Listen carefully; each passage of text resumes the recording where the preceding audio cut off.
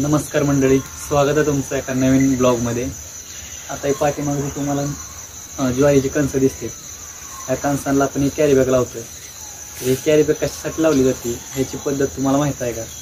जर माहित नसेल तर आपण या व्हिडिओच्या माध्यमातून तुम्हाला सांगण्याचा प्रयत्न करतोय। फक्त व्हिडिओ हा कंटिन्यू बघा। तर चला आधी आपण कॅरी बॅग लावून घेऊ, नंतर तुम्हाला सांगतो। ही बकेट मी आणली होती कारण माझ्या हाताला ही येत नाही, त्याच्यासाठी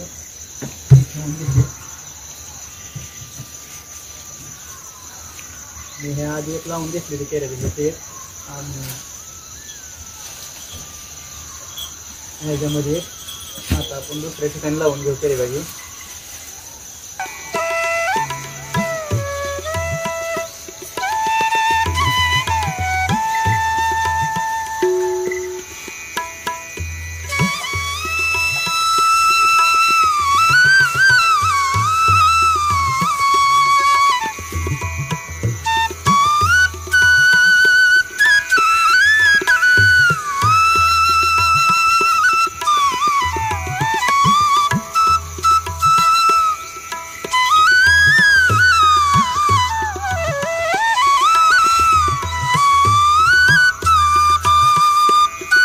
तर मित्रांनो, मी अशा प्रकारे कॅरी बॅग बांधून घेतली।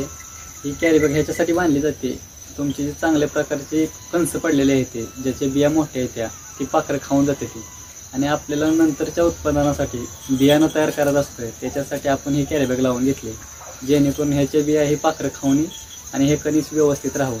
तर कसा वाटता ब्लॉग मला कमेंट करून नक्की सांगायचं, लाईक करायचं आणि शेअर करायचं। तर ही पद्धत तुम्हाला कशी वाटली ही तुम्हाला माहित होती का हेही मला सांगायचं।